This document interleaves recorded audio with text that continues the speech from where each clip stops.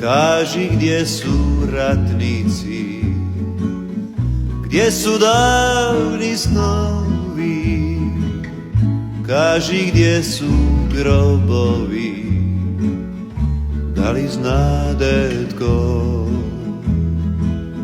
iznad polja makova blagi Lahor piri, zauvijek će živjeti hrvatski ratnici.